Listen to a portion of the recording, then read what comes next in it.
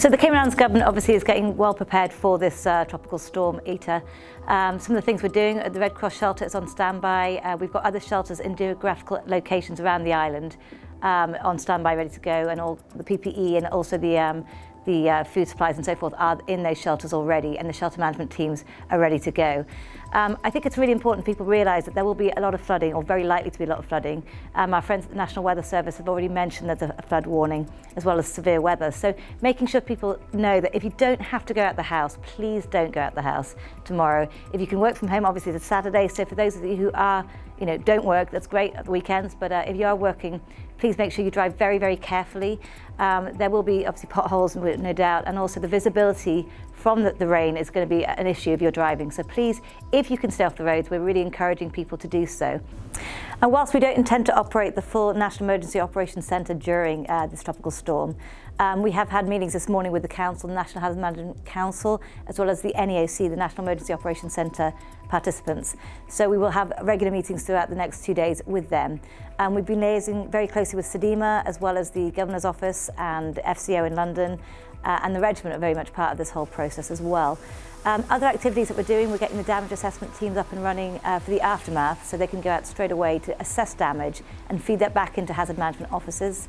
And the isolation facilities, obviously there are people arriving as of yesterday, and several people in the isolation facilities already, and those self-isolating at home. So we're working very closely with that team too, to make sure that if there are specific needs there, that we can accommodate and make sure everyone's safe. But also the hotels, the quarantine facilities that government are currently looking after, if there are any issues there, either moving people up or floor. We've done this in Delta already, it went very smoothly then.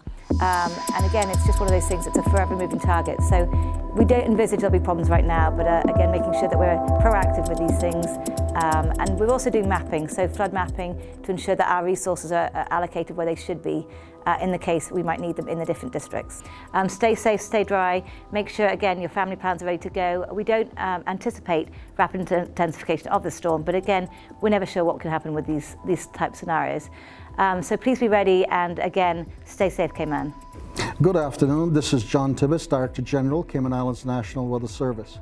As of 10 a.m. this morning, the Cayman Islands was placed under a tropical storm warning, and this is based upon the track and the forecast path for Tropical Depression Eta at this particular point.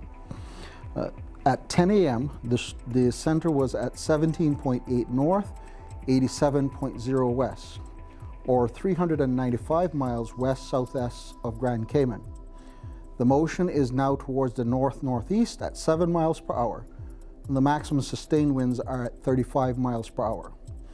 You should realize that at 35 miles per hour, the system is nearing tropical storm strength, and it is expected to move across the Cayman area as a tropical storm.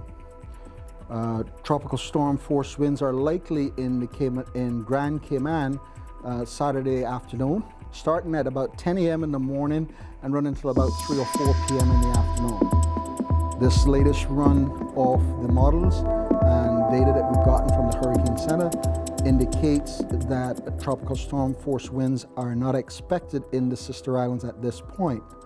However, there is a very close approximation to where those storms approach the islands, so they're just passing just off the coast.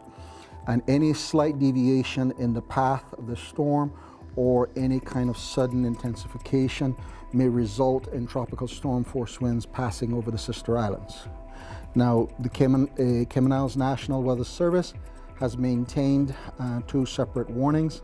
One is a flood warning for excessive amounts of rainfall forecasted for the next 2 days. The latest prediction has brought down the prediction a bit for today, and it is now forecasted to be about 3 to 6 inches today, and tomorrow 10 to 12 inches of rainfall. So there's a lot of rainfall that is forecast with the system. Indications are that there will be a fairly rapid decrease in shower activity Saturday night. So by the time Sunday morning comes, we will be dealing more with lingering showers or isolated type showers across the Cayman area. In terms of the winds and seas, they're going to be varying quite a bit.